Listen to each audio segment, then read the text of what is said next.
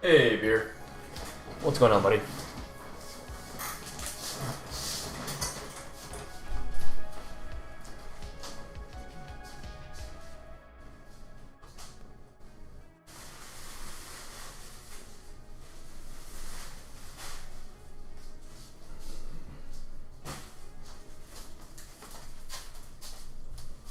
Give me a second. Okay. Alrighty. Let's restart this a little bit here. Cool.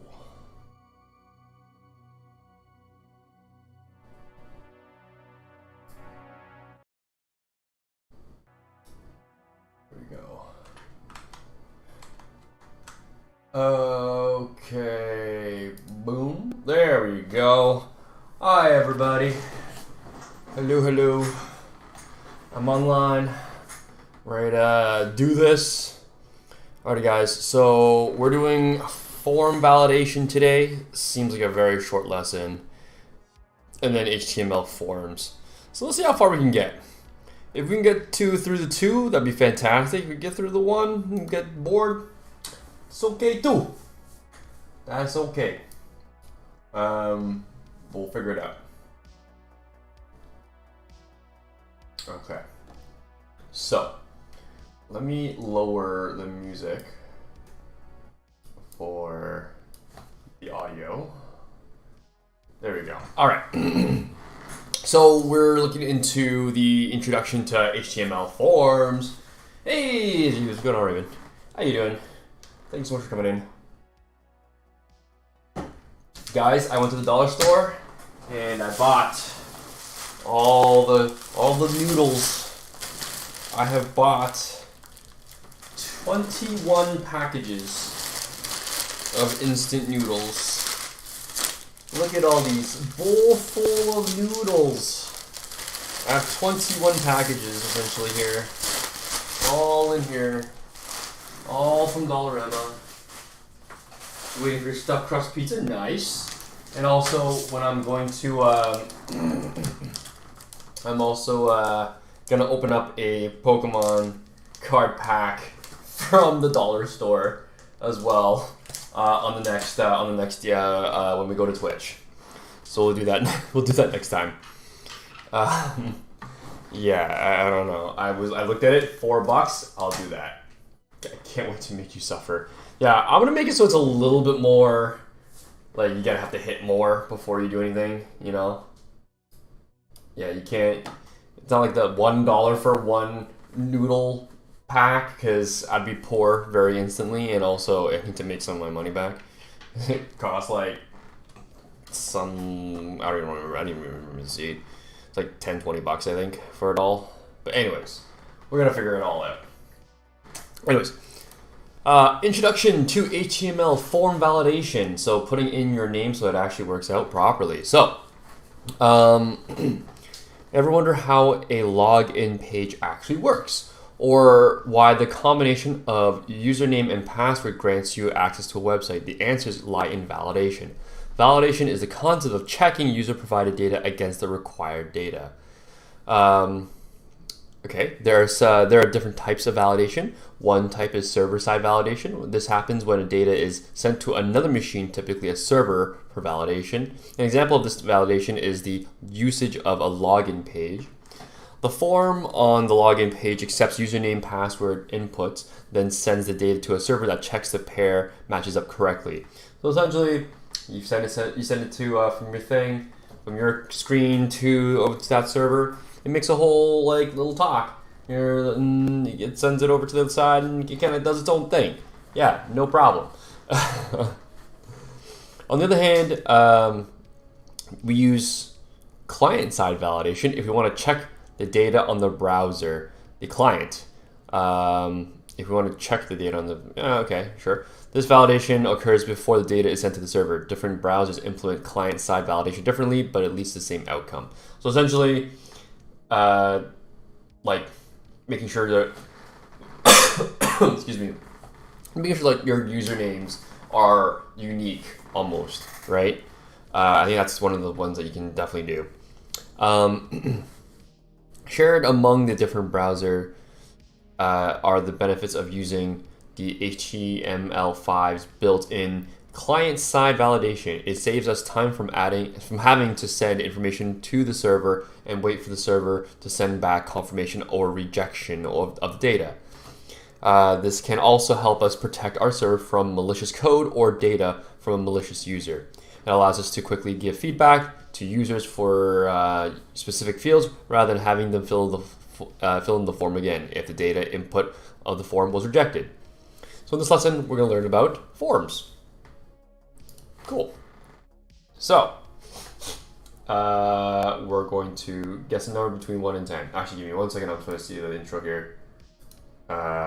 Is there a thing I can do? Okay, sweet. Okay, I just don't want to give too much information away if I had to. Requiring an input. Sometimes we have fields in our forms which are not optional. Therefore, there must be some information provided before we can submit it. To enforce this rule, we can add the required attribute to an input element. For example, this form action. So this is what we got to refer to. So the example HTML. The method is a post method. So if you remember going back again, we had something along the lines of you have to post something so that our form can actually get posted out properly to the other server so we can get our information. So label for, and then this is allergies. So the input allergies. Do you have any dietary restrictions? That's the name of the thing right here. So the text.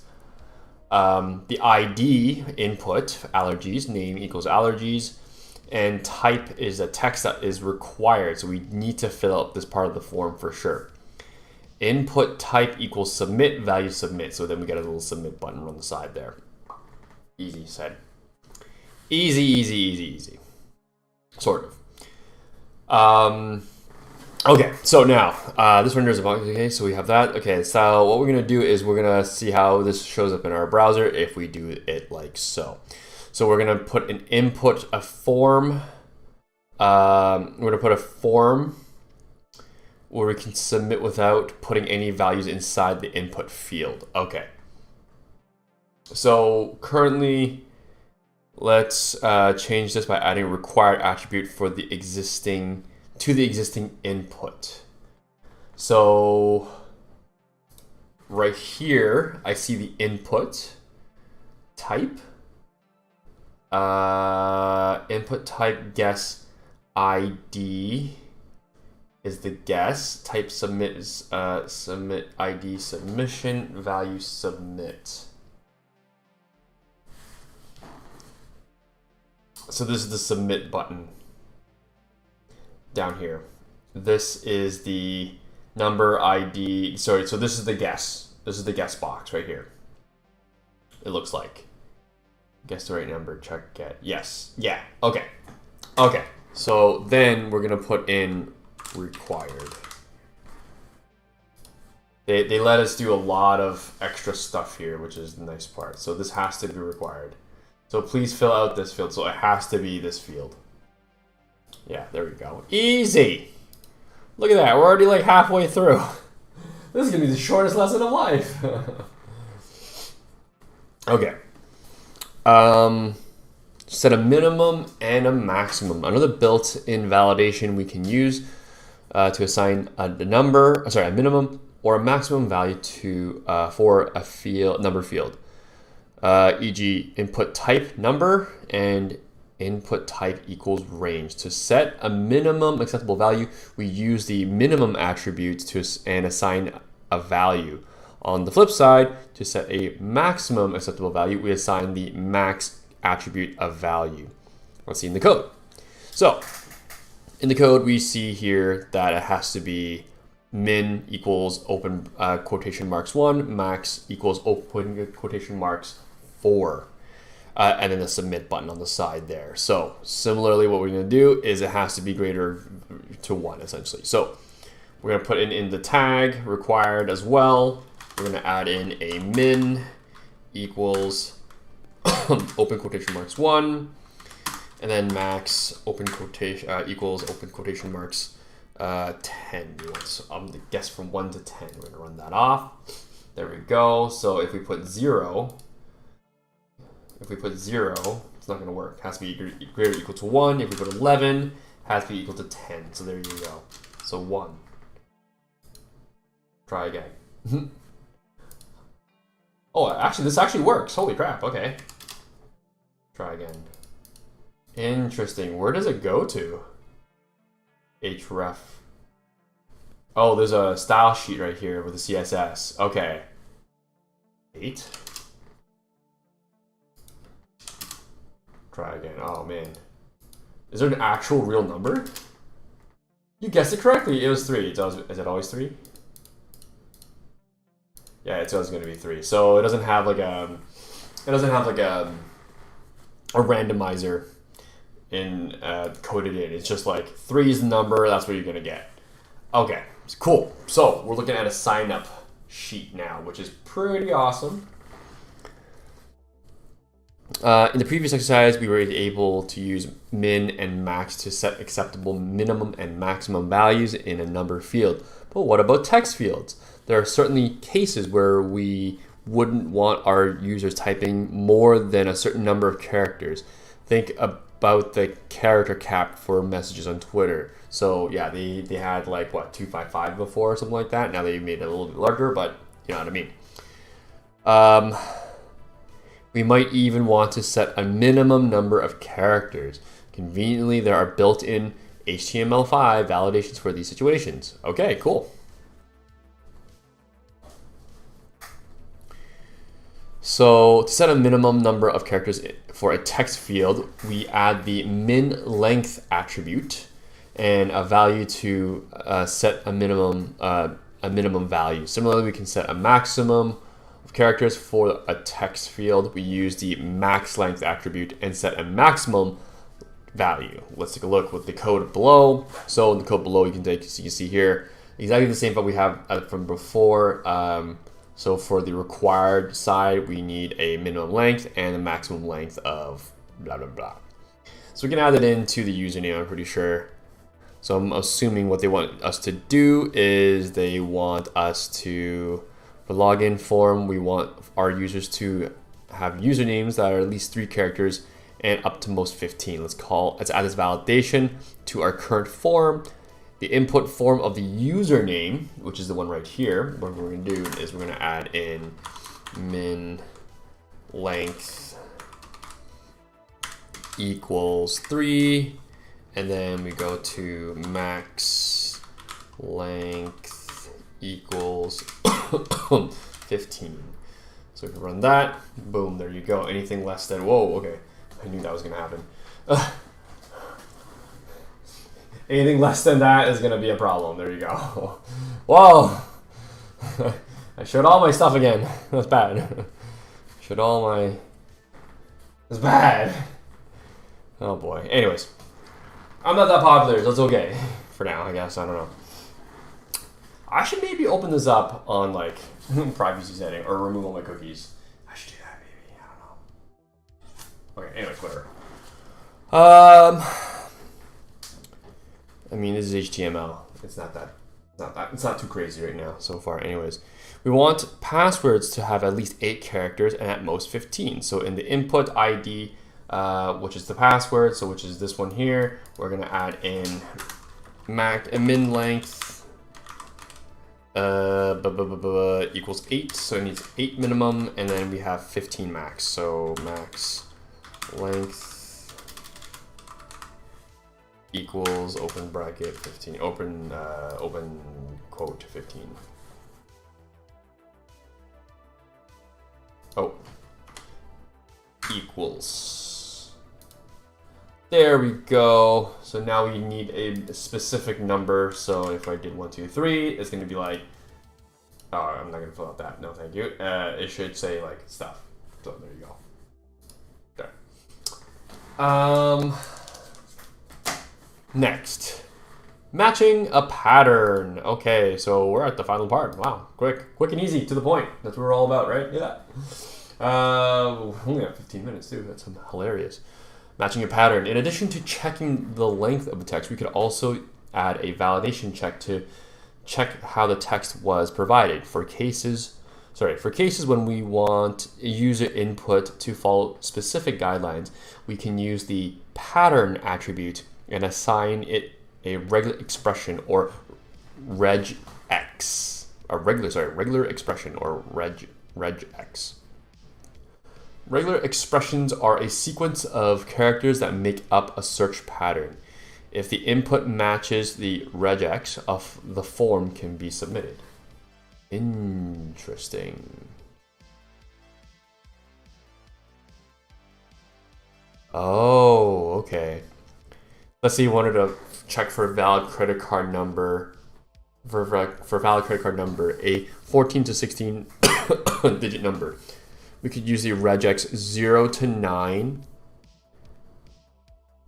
14, 16, which checks that the number the user provided, that the user provided only numbers, and they are entered at least 14 and at most 16 digits.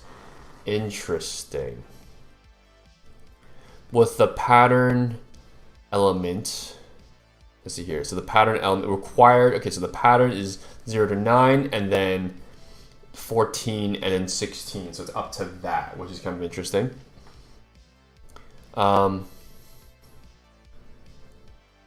You just can't submit the form with the number that doesn't follow the regex.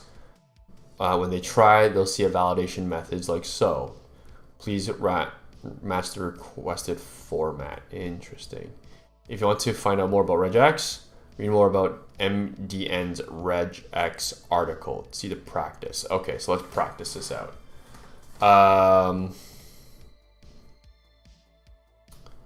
Okay. So we're gonna add this to limit the user to only letters and numbers and not special characters like exclamation mark or at. To add this validation, add a pattern attribute and set it to A to Z, and 0 to 9, plus in the first input element. So in the username element, what they want me to do is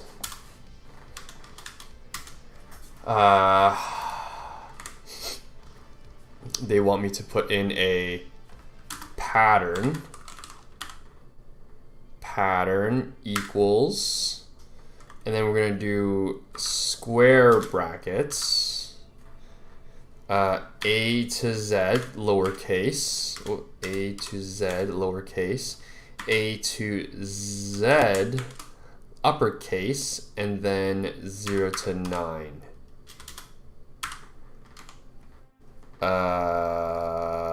And then we're gonna put there also. Oh, so there's no, okay, so there's no limit that they want me to put in. Okay, interesting. Okay. Let's see here. I think that's what you're supposed to do. Give me a second here. I'm gonna run that. Oh, plus. I didn't put the plus.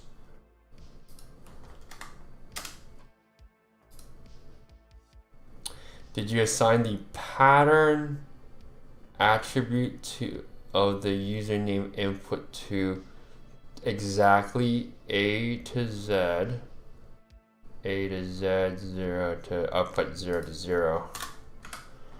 0 to 9. There we go. Okay, so that works. So now if we, I'm not gonna click on the username because it has all my saved stuff in there, but if there was something there, it would actually show up, which is gonna be good. Cool. And that's a sign up form. Okay, I'm not too sure how this sort of set up the server side. This sort of just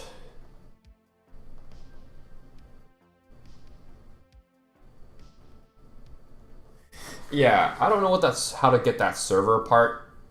I would like to know how to get that part figured out, but this is just the front end stuff. The back end stuff is definitely like another another learning thing. I think either Python, not Python, like as maybe CSS or maybe Python or Ruby, maybe, I don't know, we'll see, or Swift, I don't know, we'll see what happens. So yeah, skip for now. Yay, skip for now.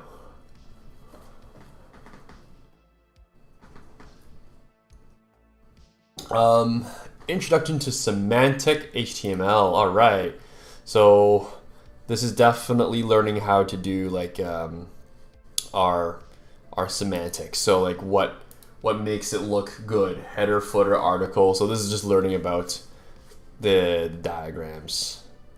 So non-semantic is all divided, but then we have semantic. You have header, nav, article, paragraph, figure, footer. So you definitely have a lot of stuff in here.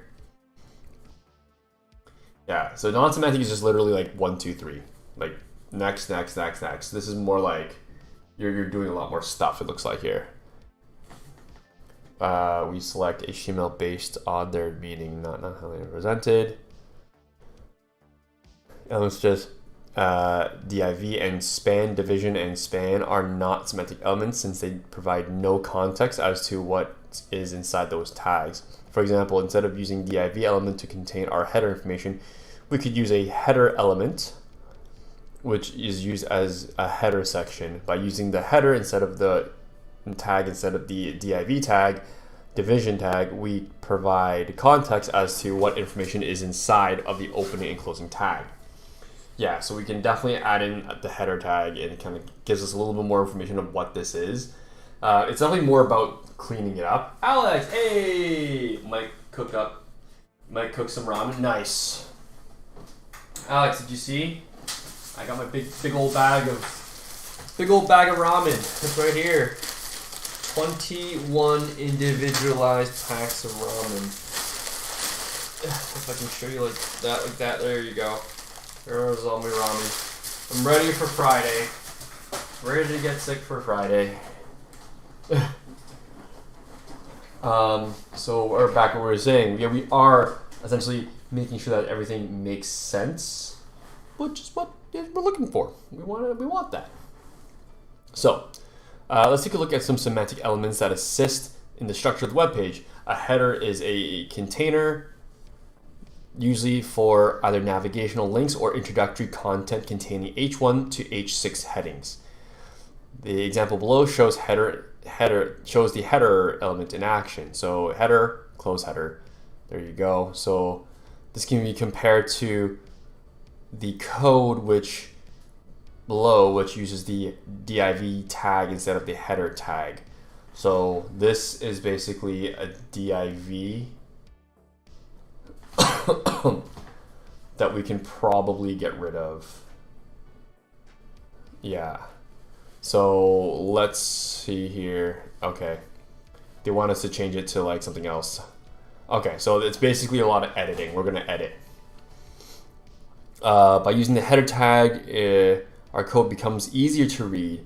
It is much easier to identify what's inside the H1 parent tag as opposed to the div tag, which provides no details as to what is inside the tag. So a nav tag here, or nav element, is used to define a block of navigation links such as menus and table of contents. It is important to note that the nav element can be used inside of the header element, but can also be used on its own. So we can actually add in, see the unlisted list here, unordered list, and then a list item is reference home for the home button, and then about for the about button right there as well, so we can change between different pages or whatever it may be. By using nav as a way to label our navigation links, it will be easier not only for not only us but also for web browsers and screen readers to read the code. And now that we learned it, what we're going to do now is we're going to now change the code. So now div is going to be header. So we're going to open the header up, and we're going to close the header off. So we do it that way. So if we run that, it should be fine. And then to make nav, we're going to make also another set called nav. And then we're going to close the divs for these guys. So the divisions are no longer going to be divisions anymore. We'll make it a close nav on that. Boom. There you go. So now the navigation is a little bit more cleaner to read instead of the divisionaries. I mean, they're not important. You can use both, I guess, right? If you want to just have divisions of IDs. Like going to specific things, you can definitely do that, I'm pretty sure. So yeah. 2 more structural elements. Actually, how much is there? Oh, actually, that's not a lot. Article section, the ace aside element, figure, fig caption, audio. Okay. Just a few more. Okay, fair enough. All right. 2 more structural elements are main and footer elements. These elements, along with nav and header, help describe where the element is located based on conventional web development standards. The element main is used to encapsulate the dominant content within a web page. This tag is separate from the footer and the nav of a web page, since these elements don't contain the principal content. By using the main element as opposed to the div element, the divider element, screen readers and web browsers are better able to identify that whatever is inside of the tag is the bulk of the content. So how does main look when incorporated into our code? That's a great question. So main, interesting. So it's on the top, main's on the top, and then you add your headers and then the articles. Okay, so you're basically making, interesting, okay.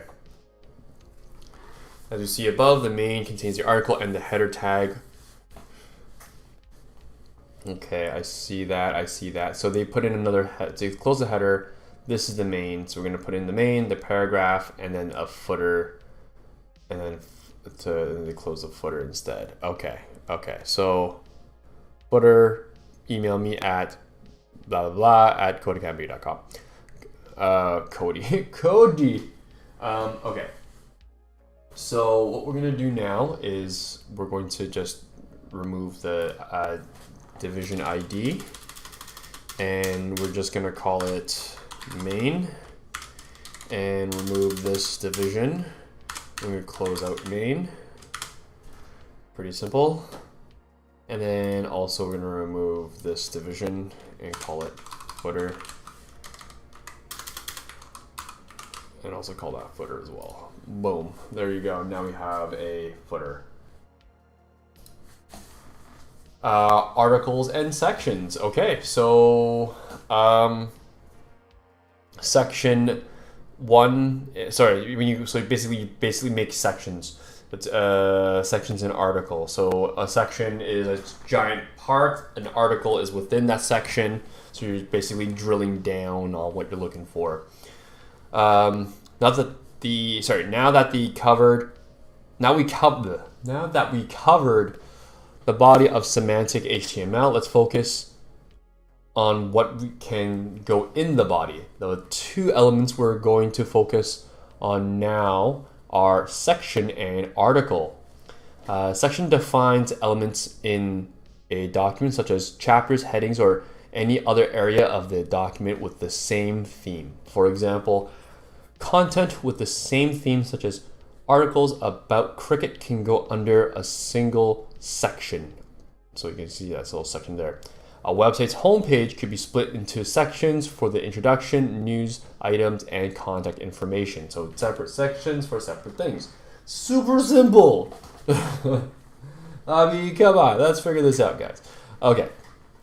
So obviously, fun facts about Cricut in their case. So that's one section, and the article is within that. So then they put in a P paragraph in there instead. So I mean, let's just skip all that fodder at this point. We know what's going on, sort of here. So what we're gonna do is we're gonna replace the ID section, where we're just gonna call that actually section. And then we're going to remove this div, and we're going to call it section as well. Boom. There you go. Let's do that. There we go. And we can now encapsulate the H2 and P with an article. So now what we're going to do is we're going to do this and call it article. Article. There we go, and then we're gonna close this paragraph off with a article. Boom. Bada bang, bada boom, right there. There we go. Now everything's easier to read for the computer. The computer wants to read everything. We're gonna give it what it wants, which is the read. Alrighty. So what we're gonna do now is the aside element, the aside. The aside. Okay, so the aside element is used to mark additional information that can enhance other elements but isn't required in order to understand the main content. This element can be used alongside other elements such as article or section. Some common uses of the aside element are for bibliography, endnotes, comments, pull quotes, editorial sidebars, additional information. So I haven't really seen this in action, which I'm kind of excited to see, because I do want to understand what's going on here. Give me 1 second here. Okie dokie. So I want to see how this kind of works out at the end.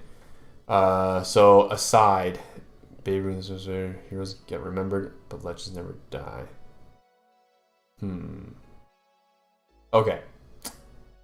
Okay, interesting. So I'm assuming that what they want me to do is just replace that with the aside tag. This is basically simple at this point. We're basically just. So let's see here.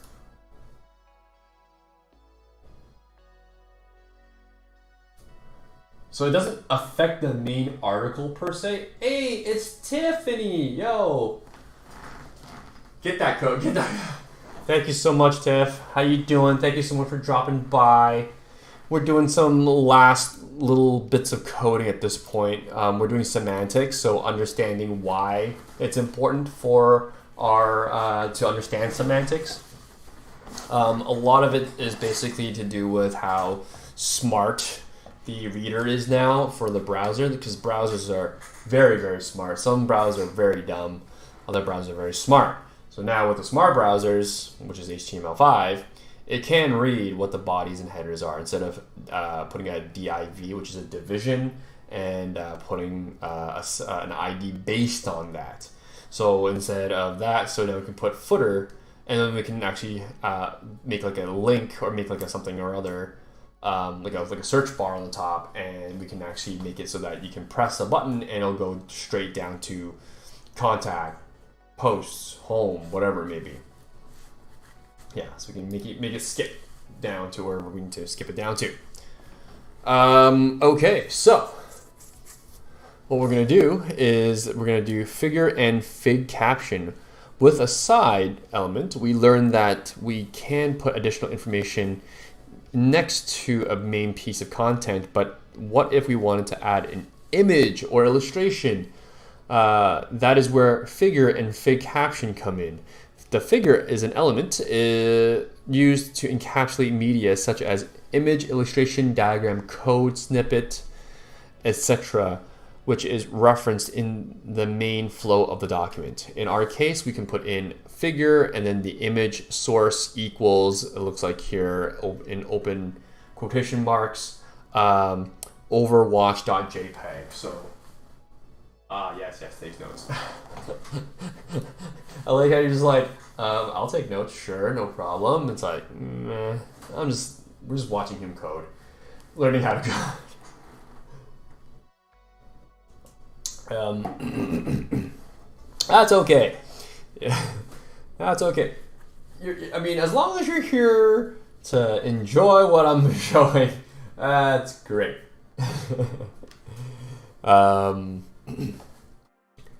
In this code, we created a figure element so that we can encapsulate our image tag. In figure, we use the image tag to insert an image onto the web page. We use the src, which is the source attribute within the image tag, so that we can link the source to the image. It's possible to add a caption to the image by using a fig caption. So figure caption.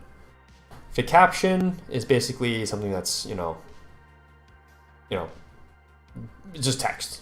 Just text to go with the image. That's all it really is. So if you just see that, it makes sense. Source equals overwatch.jpg, and then it says fig caption. This picture shows characters from Overwatch. There we go. Fully updated. This, people want Overwatch, they get Overwatch. My notes were too good, and now I'm an online hacker. Just kidding. To the CIA agent reading this chat. That's how you get captured here. That's how you get in trouble, essentially. That's how you get in a lot of trouble doing that. Okay, so what we're gonna do is we're going to make a figure.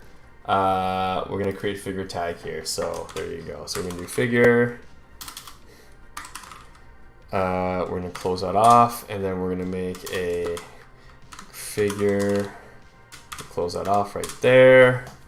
Under the closing section tab. So that's what we're looking for. Add an image by using the image tag within figure, using the following source as the source image. So what we can do is we'll just grab that right there. And what we're gonna do is we're gonna do a image, and then we'll do src equals open quotation marks. There we go. Close that off. Remember, images are they're self-containing, as I remember. So if you go back up to this, self-containing right there. So it references its own self, which is the nice part. I promise I'm innocent. That's what they all say. That's what they. Oh, puppy dog! Hi, buddy. Look at this little cutie. Create a fig caption under the image and describe the image. Fig caption, and then we'll do someone get this guy puppers. There we go. And then we'll close off fig caption.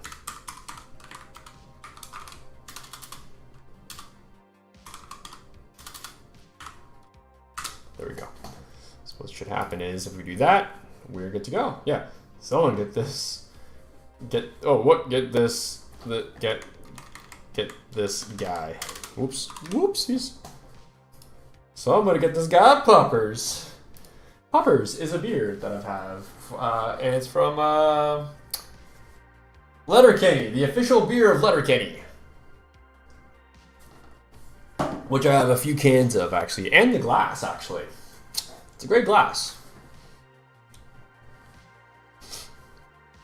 Audio and attributes. Okay, so let's dig into audio. Okay, so what we're going to do now is, how else would you listen to your Korean hip hop? Wow, they are on the pulse of today's, zeitgeist. The audio element is used to embed in audio content, embed audio content into a document like video. Audio uses src, which is the source, to link the audio source. So again, we do the audio, and then we do the source, src, and then whatever the audio file is, type is going to be audio/mp3, or we can make it a video or whatever if we really wanted to, but it's probably going to be that.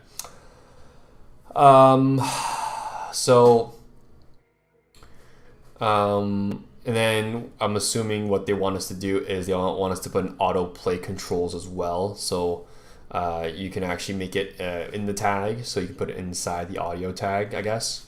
Self-containing audio tag. Okay, so we're gonna get an audio tag right here. We're gonna do audio, and we're gonna close this off. Remember, always close off what you do. I'm just doing it in beforehand because I'm pretty sure with the attribute controls directly under the commented line. Oh, they want me to do controls as well. Okay, so.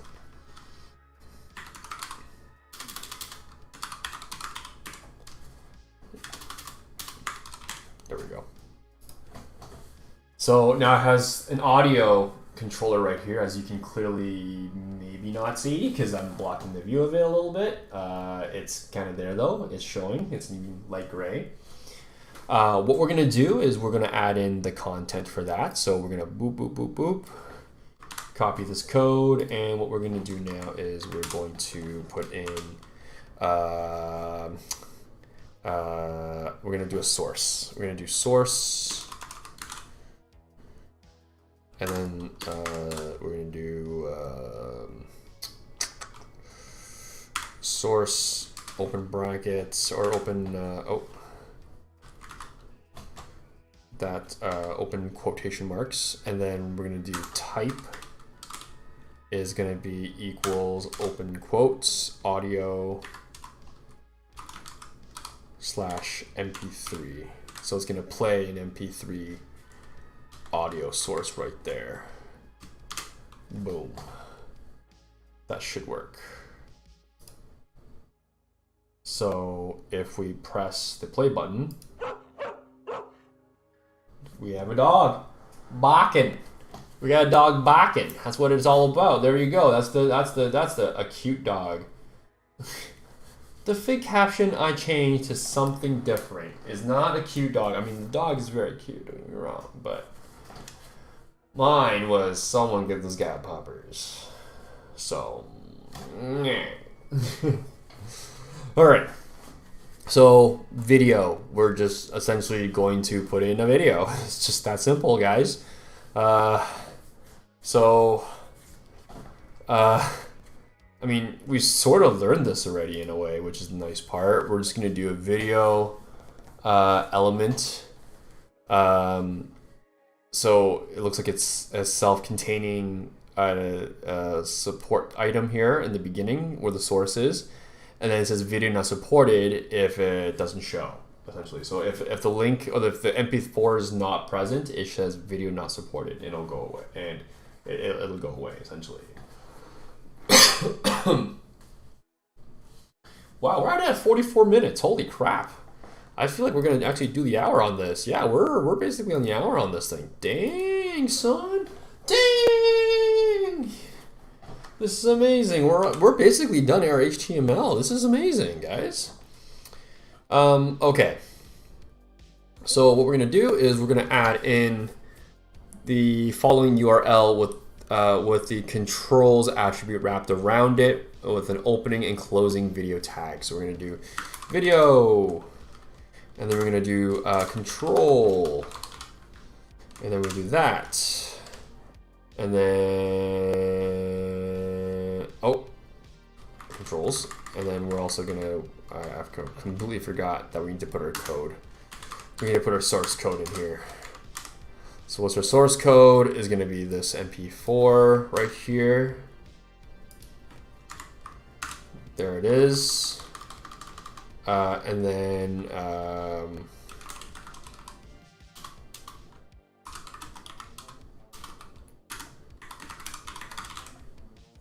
and then we'll close this off. There we go. And then there's a dog. Hi, buddy. And then add the following GIF into your code using the embed tag along and the source attribute. So we can do embed source download .gif, and then there you go, and you close something off. Okay, so essentially we'll do the embed code. So I believe they want us to do this because it's basically along the same type of element, which is the nice part. So we don't have to learn too much. We're learning the exact same thing twice, essentially. Right? And then we just write, we can write a tag to say work. And then we can close this off with embed. There we go. Is there Bork? Bork, Bork, Bork! Oh, look at this buddy. Okay, we can also get rid of the Bork if we don't want that, but I want Bork. Bork is great. Yeah. So there you have it. We got that done. All right. Look at that. Look at all this input we have. We got the dog video, we got the dog audio, we got the dog GIF, the dog picture. Man, it's like I made my own website almost. Review! Okay, what we learned a couple of things. We learned how to do semantics. So instead of the div side, we are looking at the, oh, you're back. Spicy ramen and Canadian bacon. Ooh, you got that pea-meal bacon, that back bacon. Oh, chef's kiss, very good. Pea-meal bacon is so good. I love pea-meal bacon. We learned the semantics. So instead of the div, the division areas, we can actually put in now the actual elements. So head, body, section, mains, articles, things like that. So it kind of makes it easier for us to read, or for the machine, the robot to read what's in the actual the website itself. We also learned the figures. We can actually put in the figure. Fig caption. So figure is the pictures. Fig caption is the caption that goes with the picture. We can also put in video, embeds, and also audio as well. So as you can clearly see, the audio is a whole thing that you got to do with the source, but videos and embeds are self-containing, so we don't have to actually put it, or as we call it, bacon. I mean, Canadian bacon and American bacon are very different. Now, pea-meal bacon is very, very, very different, you know, because you get strips of like fat, right? And then pea-meal bacon is kind of like rounds, like big old rounds. So yeah.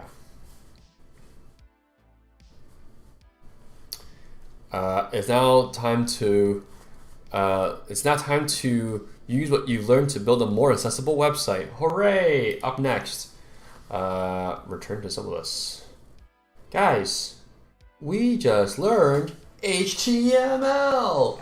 Pew, pew, pew, pew, pew, pew, pew, pew, pew, pew. We just did it, guys. Way. Okay. So, you know what? I mean, we didn't do the quizzes or the project, which we really should do. I mean, we only learned so much.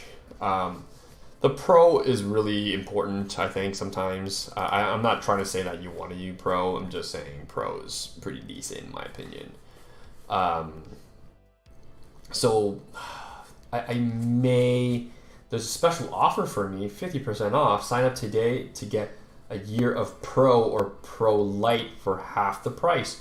Whoa, I'd be crazy not to do that. Look at that. Look at that July 22 sale. I can get a sale on my membership. But actually, I might not say no to that, actually. That might be pretty... Pew pew! Pew pew pew pew! Wait, hold on. Let's see what we got here. Pro annual is 19. What? But if we put the So it's 100. Wait, hold on. No. Of the Pro Lite. What happens in the Pro Lite? Apply code. 89. So $90 a month. Can I justify $90 for the year? Can I justify $90 for the year? Mikey buys pros and we just watch. Alex, I enter my card number in right now, and then that's basically all there is to it, isn't it? I just leak out all my information. That's always fun to see, right? I'll think about it. I'll think about it. You know what? Honestly, I wouldn't say no, because that's actually pretty kind of cool. I like doing the projects. The projects kind of like solidify what you've just learned, which is the nice part. Okay, so what we're going to do is we're going to do all the free courses. Find me the free courses. Free courses for me only.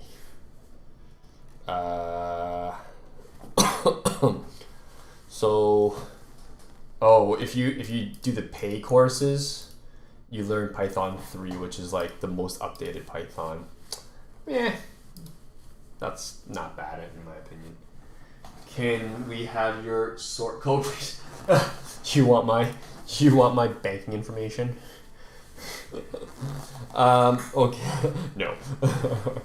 No. You can send money to my I don't know, Twitch or whatever. Naturally, what you should learn after HTML is CSS. So that's what we're gonna do. We're gonna learn CSS. Earn certificate of completion with Pro. Oh, actually, that's pretty sweet. Yeah, I think CSS is very important because it helps stylize what your website's going to look like, essentially. So essentially, there's the index, which is what we have right now, right here. But if we would put in the style, then we can make it look like a lot better with like extra stuff and stuff like that. So not too sure what this is trying to do, but yeah, so the link href, the hyperlink reference, is the CSS. It looks like right here. Yeah, right here. This style, style.css. There you go, I think. Yeah. And then, so again, it tells us what the... I like how it's still divs. They didn't update a single thing. Yeah, they put the header tag, but they don't put header. They should be replacing it with the word header. That's so strange. Whatever. They probably haven't updated it because it's just old, I guess, or something. I don't know. Yeah. Anyways, you know what? We'll learn this tomorrow. Not tomorrow. Thursday. I'm off tomorrow. So yeah. So we'll learn some. We'll learn some CSS probably tomorrow. Because they're like a marriage. It's kind of like a marriage together. They work together, right? So yeah, okay. Anyways, I am going to jump off, and we're gonna go to Twitch. Cool.